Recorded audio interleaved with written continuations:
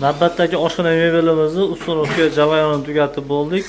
Ishimiz 290 joyga tushgan, bo'ylari 250 bo'lgan high-tech fasonda 3 qavatli holatda ishlangan ishimiz. Xo'p, chekasida mo'ka komplekt original yaxshidan qo'yib berganmiz. G'aladon tortmalari, gazi, duxovkasi, mikrovolnovkasi, vitishkasini joylashtirib berganmiz.